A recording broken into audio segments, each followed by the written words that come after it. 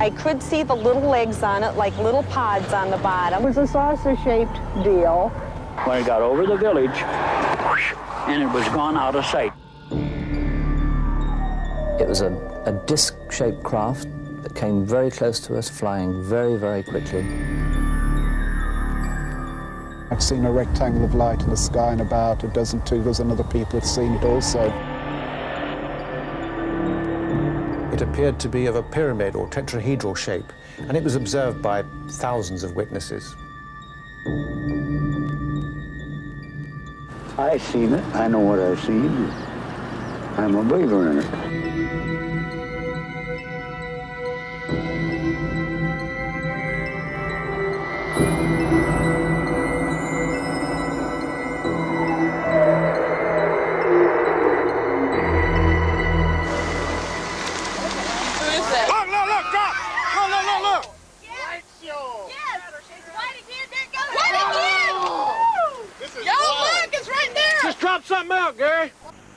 UFO-했대. 안에 갖고 UFO-했대. UFO-했다래. Ontzettend goed. Ja? Heel klein. Oh, het heeft er allemaal op staan. I am Willem Heister. I made this recording. I'm the owner of the camera.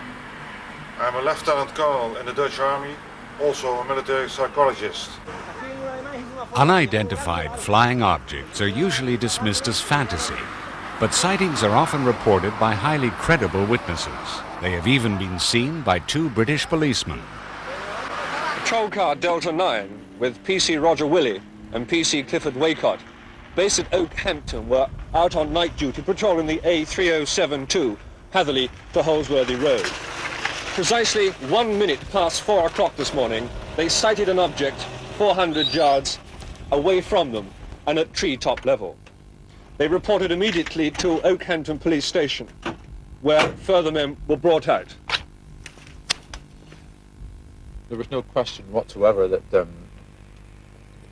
this was a figment of the imagination. It was definitely there. It was definitely either manned by some sort of being or remotely controlled. It was definitely being controlled to view our car or... You had the feeling that it was watching you? Definitely, yes. Pilots, astronauts, even the first round-the-world yachtsman, Francis Chichester, have reported seeing things which seem to defy rational explanation. It was a perfect shape. It was shaped as sort of well, like a pearl with a tail. You know, just a blimp, a pure blimp shape. And I watched this thing, and suddenly it disappeared. And I thought, well, am I seeing things? Reports of sightings can always be questioned, but film of UFOs is harder to refute. These images were taken over Utah in 1952. The film was minutely scrutinized by the U.S. Navy's Photographic Interpretation Lab. They concluded that the objects weren't birds or balloons, but self-luminous, unidentified flying objects. But in spite of such evidence, scientists have always been skeptical. Sir Richard, what do you think of this flying saucer business? Well, it's impossible to say what people actually see unless you're there at the time, and you do get all sorts of reports. If one didn't see it oneself, one can't say what it is they actually saw. You've never seen anything yourself? No, never. Between 1948 and 1969, the U.S. Air Force investigated 12,618 reported sightings. Over 11,000 were identified as material objects, weather conditions, or hoaxes, but 700 cases remained unexplained. As the number of sightings grew, UFO groups sprang up all over the world. For Charles Bowen, editor of Flying Saucer Review, the debate wasn't so much about whether UFOs were real, but where they were coming from.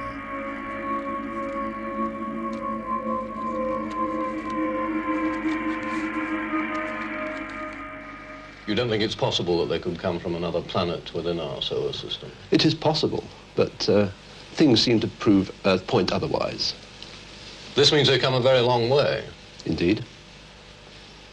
You think this is still quite possible? This is several light years, isn't it, from the nearest? Well, we must get round to the way of thinking in terms of non-man-made machines, something more sophisticated.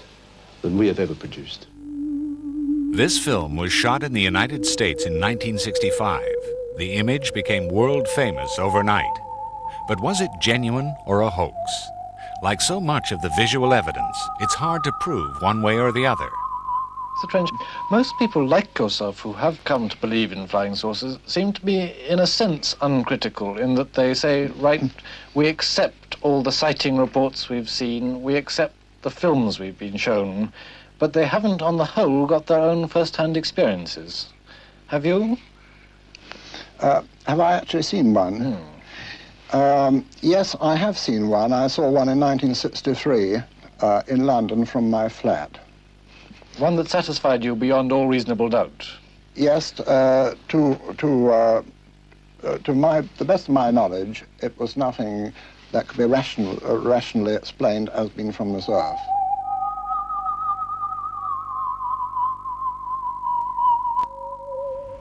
South America seems to be the most active area for flying saucers. Ufologists believe the spacemen may even have bases there in the Mato Grosso and the Andes, and even underwater along the Atlantic coast of Patagonia. In France, an investigator discovered that reported sightings for one September night in 1963 fell in an absolutely straight line from Bayonne to Vichy. Ufologists have since used that method to work out two lines of orbit which, they reckon, link the areas of maximum flying saucer activity.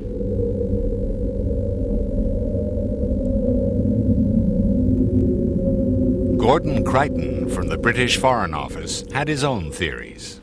I think that there is more than one type visiting us. I think there are at least 5. I'm talking of types of beings, not types of craft. There are about 30 types of craft. I think a minimum of 5 types of beings are coming, and possibly 8. And I think that some of them may be friendly and some may not be.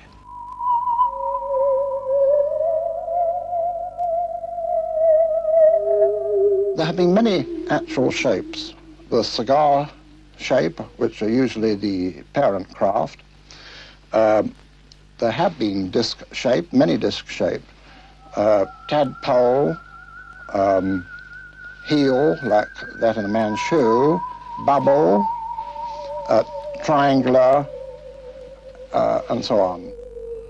The most disturbing theory of all is that the men in the flying saucers are our own descendants, perhaps centuries in the future, who found a way of breaking through the time barrier to visit their own past, which is our present. It is part of modern astronomy, isn't it? It's accepted by modern astronomers that it's possible that there are many planets in our galaxy that could sustain our kind of life, or life similar to ours. Oh yes, in our galaxy, but not in the solar system. This makes an enormous difference about the travel time. If the thing is many thousand light years away from here, or many million light years away from here, even if you move with the speed of light, you've got to be many million years old to get here. Friendly or not, in the United States, the military faced growing criticism from the public and the media for not taking the subject seriously. In 1966, the U.S. Air Force tried to silence its critics by asking the University of Colorado to conduct the most exhaustive scientific study of the UFOs ever undertaken. Their aim was to put an end to speculation and clear the air of flying saucers once and for all.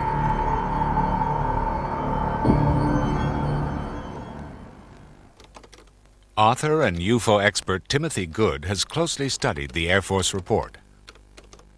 If you actually read the scientific study, which is a very, very long book, it's quite clear that a relatively large percentage of the cases investigated by specialists, by scientists in specific disciplines, were unexplainable. I think something like 30% of the 117 cases examined by the Colorado University Commission were unexplainable.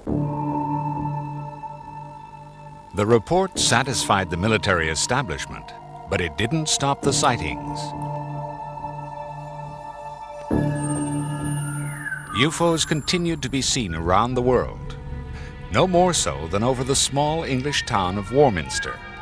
During the 60s, it became the UFO capital of the world.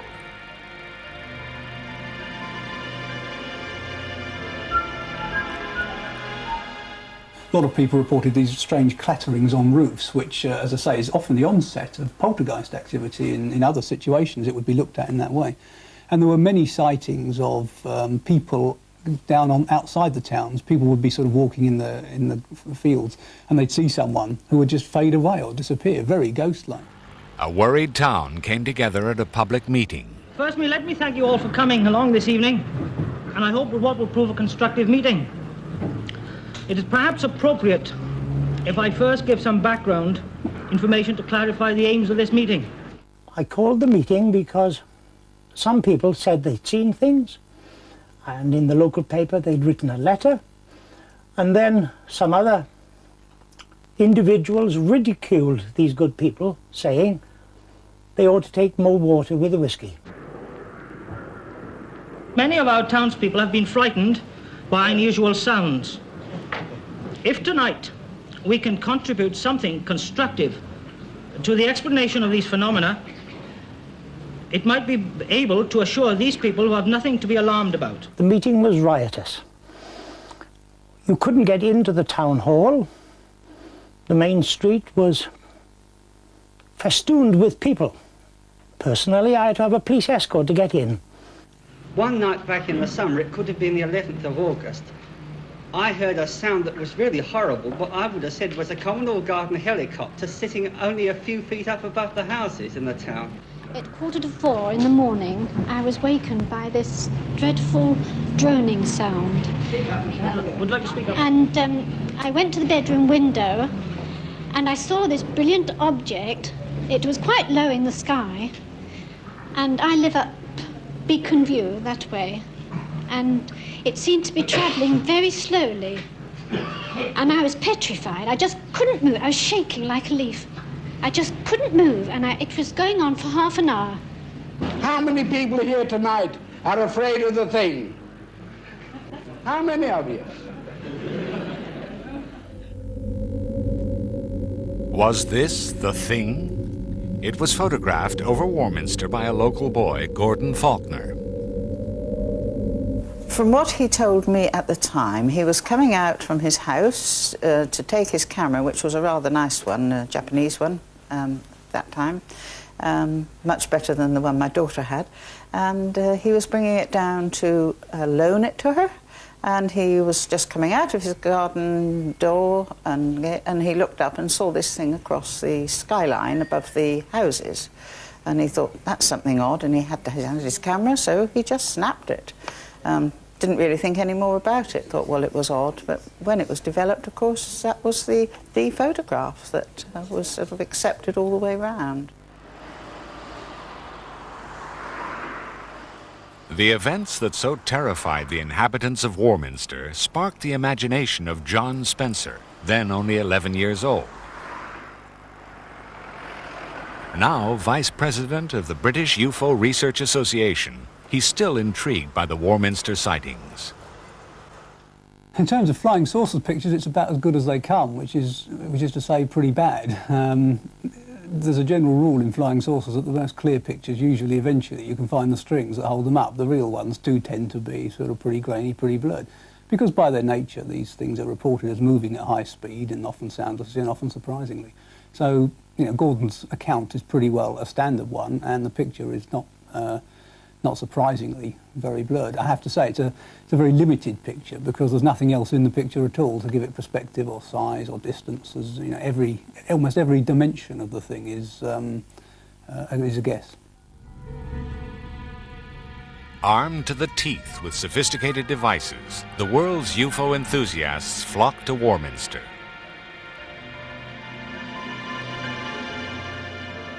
Every night, sky watchers crowded onto the hills, determined to catch a glimpse of an extraterrestrial.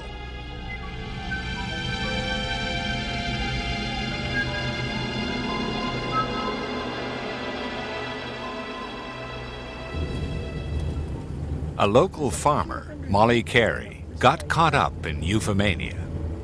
She took pity on frozen sky watchers, and her home often became an unofficial guest house. Some nights she'd have up to 20 people sleeping on her floor. Really changed. That must have been over 20 years ago, was it?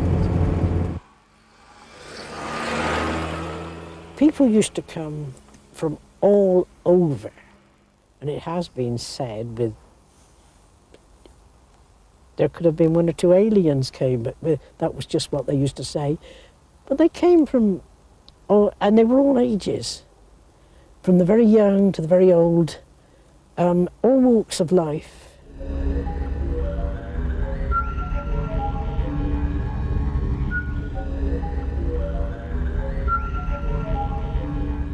I remember the UFO flap down in Warminster back in late 1964, I think it started, and it went on in through 1965 through 1967.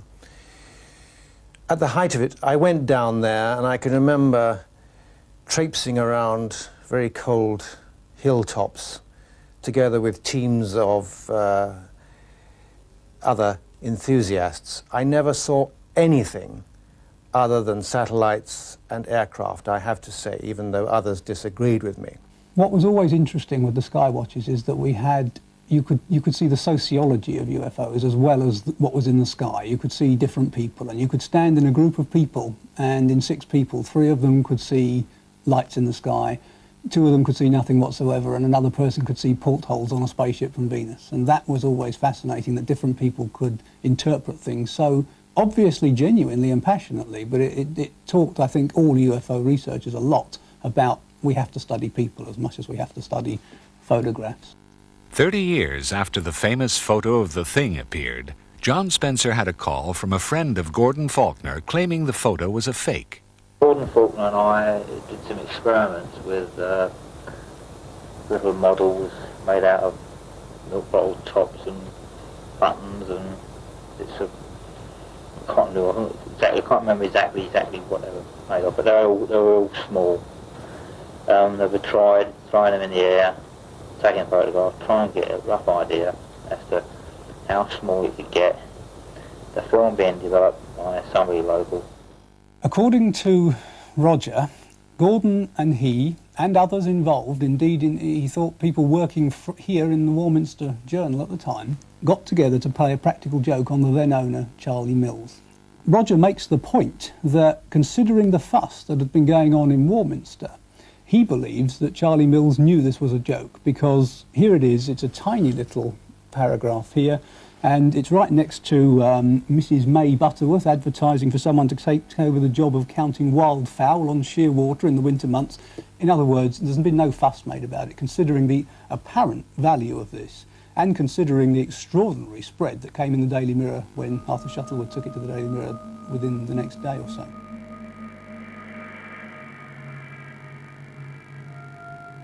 Gordon has always said that it was a genuine photograph, and I've never sort of disbelieved him because he's a very keen photographer, does a great deal of photography. But I have never doubted him for one moment that he took a genuine photograph of something that was very odd at the time.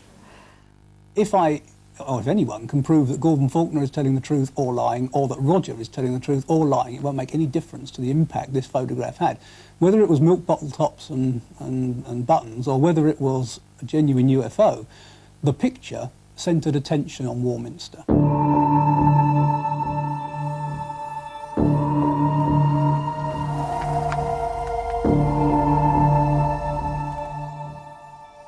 Over the years, the case for flying saucers has been dogged by hoaxes. This craft was seen by hundreds of witnesses who were convinced it was real.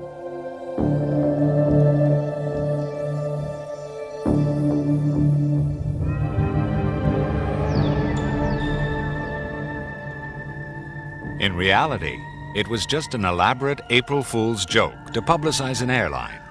However, it showed just how easy it is to fool people into believing they have had a close encounter.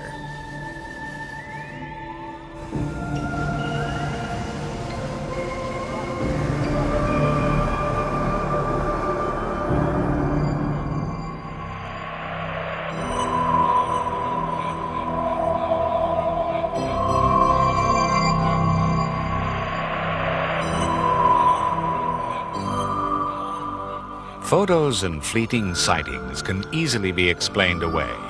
But in the 1980s, the story took on a new dimension.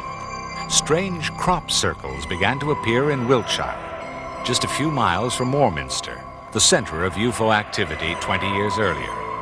Even some die-hard skeptics were puzzled. Ufologists looked toward the heavens for an extraterrestrial solution.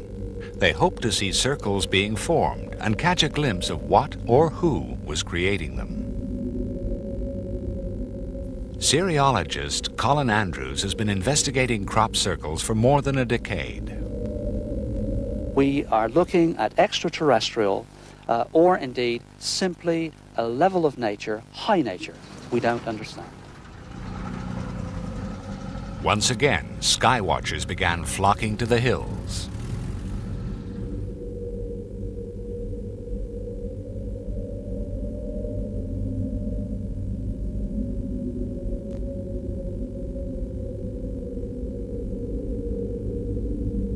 I believe that the UFO phenomena and the crop circles are totally connected, and it's to reawaken an ancient knowledge that we've forgotten.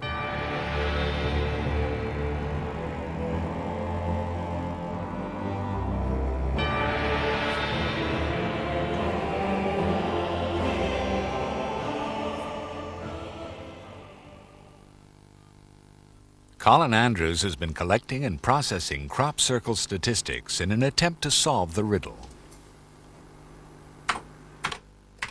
This is indeed a mystery. I've worked with at least 50 scientists and engineers on this over the last nearly 10 years, and there's nobody in the world that's anywhere near an answer to account for this. I believe we're looking at some form of intelligence.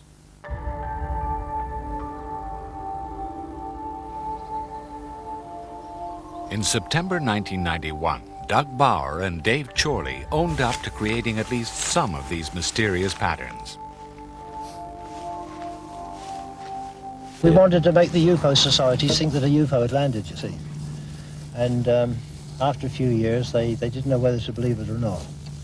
And as the years rolled by, we started doing certain patterns. And as you see today, we've got quite complicated in them.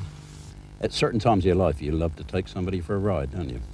If it's not doing any harm. And I didn't see it doing any harm. A relationship was originally perceived between UFOs and crop circles. It was thought that the crop circles were UFO landing sites. Only at the very beginning, when the first sighting of the crop circle was found, it was circular, and it was UFO researchers that investigated it. If we believe the claims of Doug and Dave, who say that they actually manufactured crop circles, the first elaborate pattern that they went for was a sort of one major circle in the middle and 4 outriders at the edge.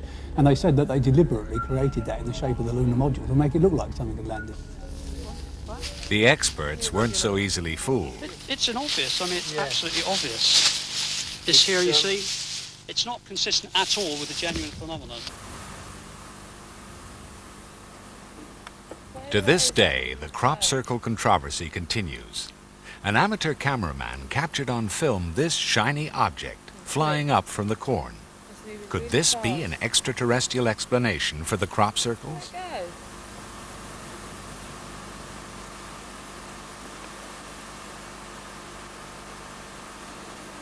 No, where's that piece of paper? It's a bird. What? A shiny bird?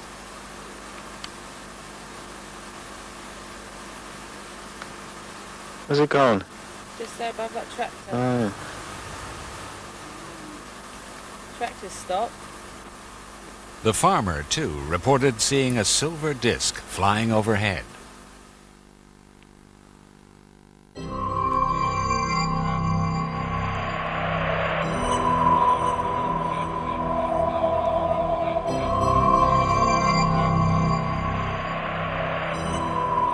In the late 80s, the ufologists' attention switched to Florida and the town of Gulf Breeze.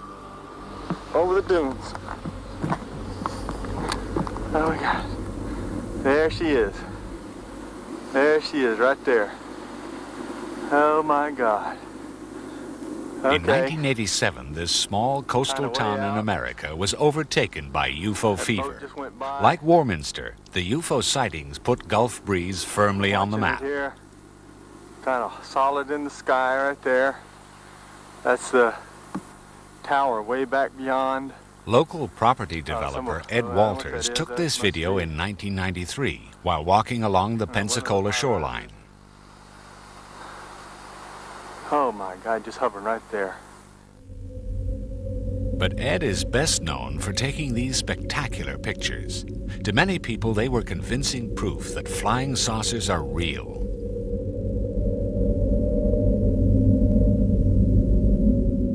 Just a few months later, Ed took this video footage from his back garden. It appears to show three similar objects maneuvering behind the trees.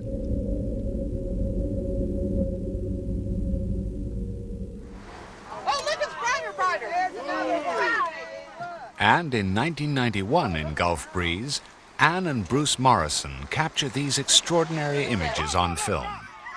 Look! Light show! Yes! Right again, there it goes! Right again! Yo, look, it's right there! Just drop something out, Gary! Again! Many UFO sightings seem to take place near military installations. Both Warminster and Gulf Breeze are next door to military bases.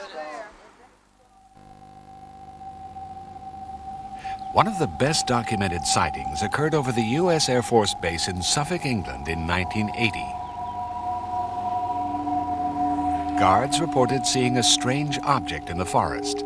A patrol was sent out. The following extracts are taken from the actual recording made at the time. Slow down. Where?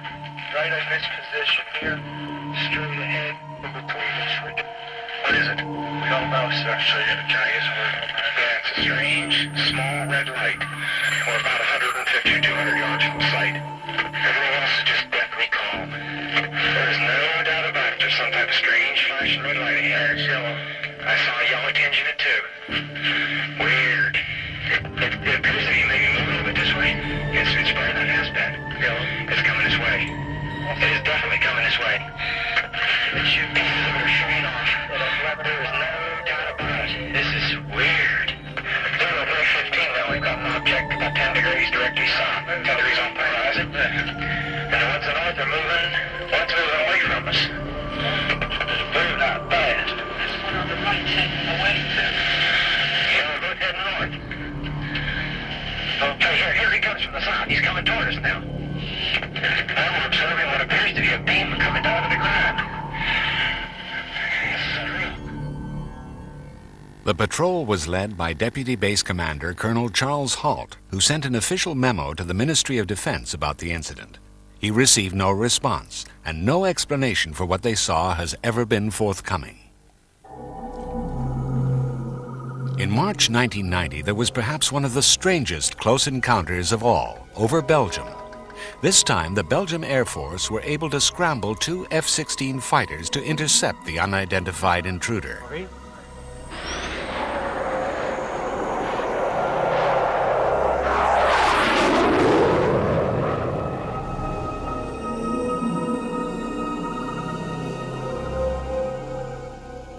Closing on their target, the pilots locked their radar onto the object. Then something astonishing happened. Within a split second, it accelerated from 280 kilometers per hour to over 1,800 and dropped more than 1,000 meters in altitude. The force created by such a maneuver would be 4 times greater than the human body can withstand. Unable to match the speed of the UFO, the two F-16s returned to base.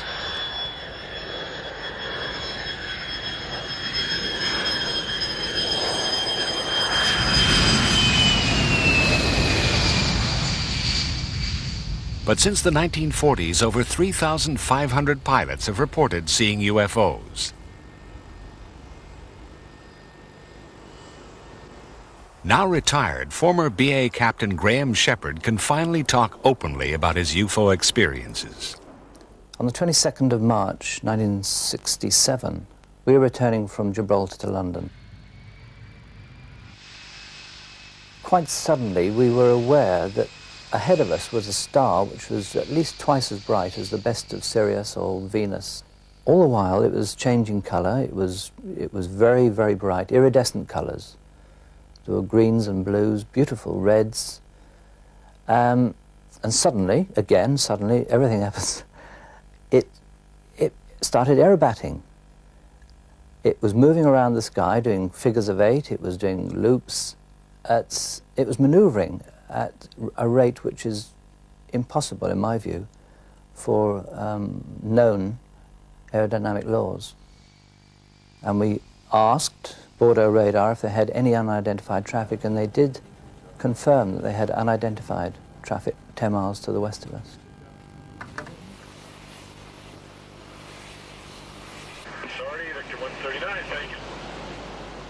Pilots, better than anybody else, know there is often a rational explanation for phenomenon they see in the skies.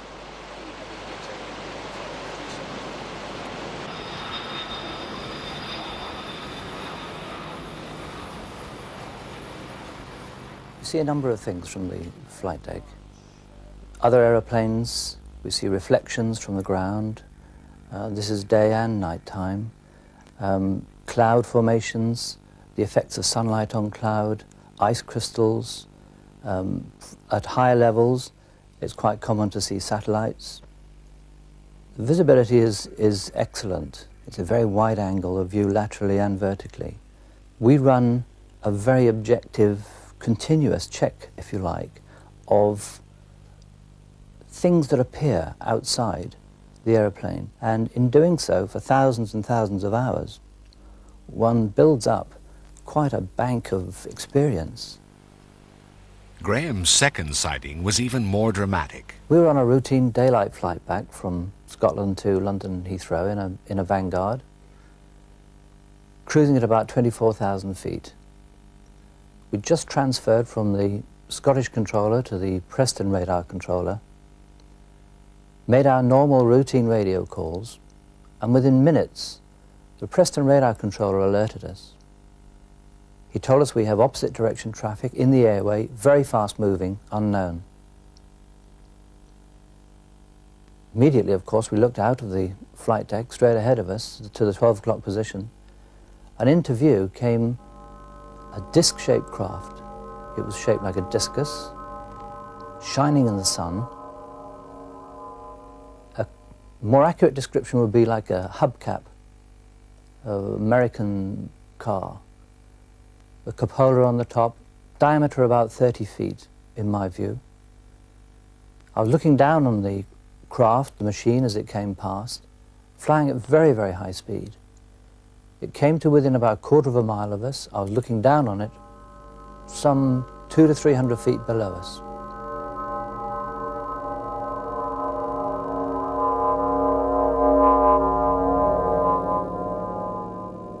There are two very curious things.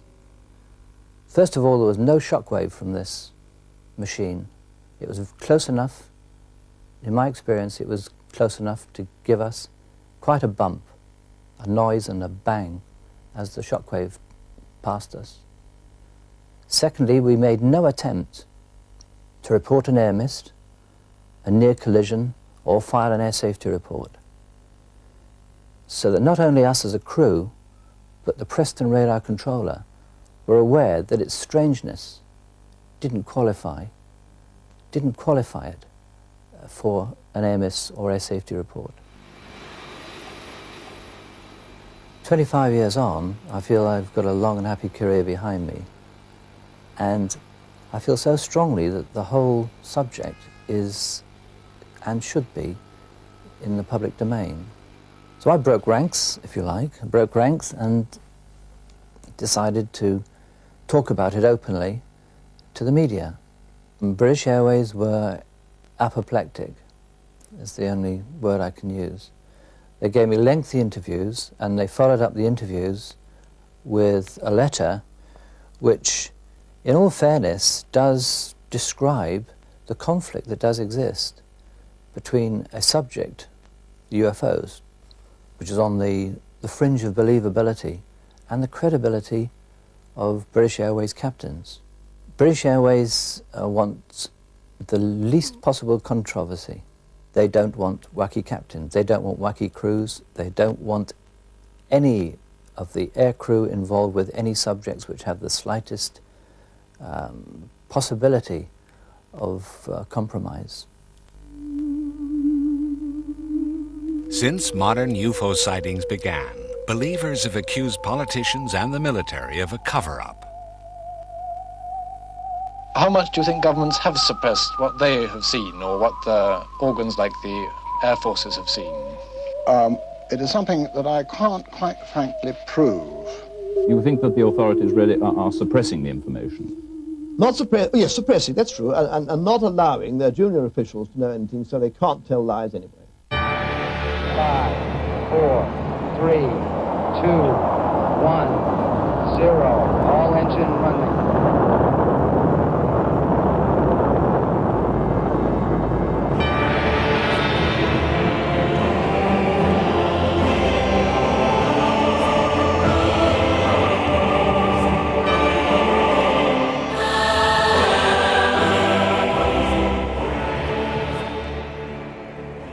Mankind is only a fledgling traveler in space.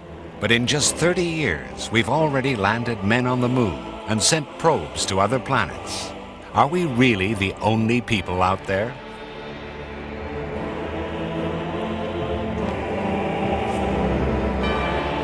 A number of astronauts in both the former Soviet Union and the United States are rumored to have encountered UFOs.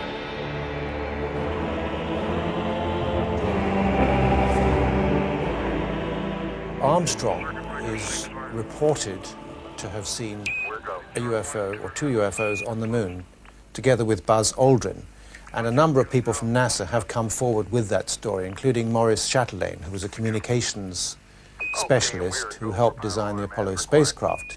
He confirms that both Armstrong and Aldrin did indeed see UFOs on the moon. I'm not a conspiracy freak as such, but the fact of the matter is that there is an officially acknowledged cover-up of the UFO phenomenon, certainly by the United States authorities. This is easily provable because since the 1970s, thousands of documents on UFOs have now been released by the intelligence community. I'm talking not just about the FBI and the CIA, with which we're all familiar, but the Defense Intelligence Agency, the National Security Agency, the State Department Bureau of Research, the Atomic Energy Commission, Army, Air Force, Naval Intelligence, and several others, all of whom, with the exception of the Air Force, denied any serious involvement in UFOs and denied having any documents. But thanks to the Freedom of Information Act, we know they've been lying. The object that I saw in the sky here in southeast London in 1980 first appeared as a bright point of light, just like Venus or a very bright star. And at first I thought maybe this was an aircraft reflecting the last rays of the sun, because this was at about 4 in the afternoon. But then I realized that it wasn't really in the right position for Venus or any other planet. It was much too bright to be a star. Somebody got videotape of it from the Sevenoaks area, and this is, I think, a 35 to 40-minute video. And that clearly shows a point of light in the sky. Unfortunately, you know, without a powerful zoom, you don't get any idea of the shape of it. I mean, that could not be a weather balloon. That's impossible. Because it wouldn't move up and down like that. It wouldn't keep sort of going up and then going over, reappearing, and it's sort of going in a sort of circle, isn't it? 40 other people reported sighting a similar object. Subsequently, I made a lot of inquiries about this object. And I tried the London Weather Centre. They said they'd had no reports of unusual activities. I contacted Civil Aviation Authority at Heathrow. They said that no airliners coming into or leaving Heathrow had reported sighting the object. Ministry of Defence confirmed all that and said that there had been no radar tracks of unknown objects at the time in question. Now that's quite possible, of course, especially if the UFO was able to disguise itself or to screen itself in some way from radar. But I am surprised that some pilots at least didn't report it, because it would have been seen from a very, very wide area. And I'm sure that thousands of people must have seen this thing. I mean, it was alternately hovering and maneuvering in a completely clear sky for an hour and 10 minutes. Some of the clearest and most frequent sightings in modern times have happened in Elmwood, Wisconsin. They had so many close encounters that the town became the inspiration for Steven Spielberg's famous film. When the sun goes down over Elmwood, Wisconsin, the people of this tiny town see them. I could see the little legs on it, like little pods on the bottom. It was a saucer-shaped deal. When it got over the village, and it was gone out of sight. Almost everyone in this community of over 900 people have either seen a UFO or know a relative who has. People call it the Forbidden Village in the Forsaken Valley. But Elmwood decided to go one step further in making contact. In our opinion, this is going to represent man's grand attempt here to reach out and establish a relationship with this society. They are trying to raise $60 million to build a landing base and entice their alien visitors out of their spacecraft.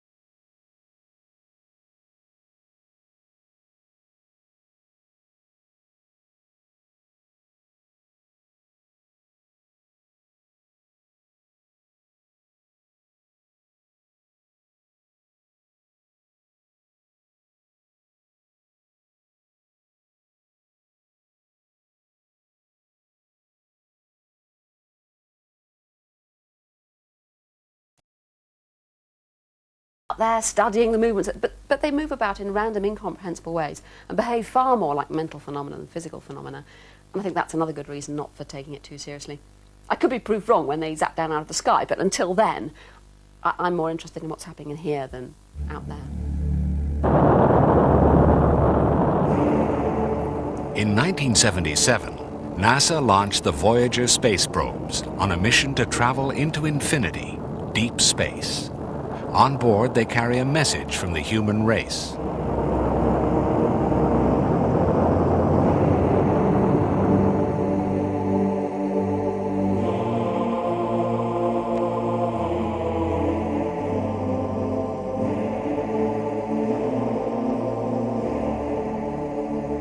In years to come, they too could become mysterious UFOs circling above some far distant planet.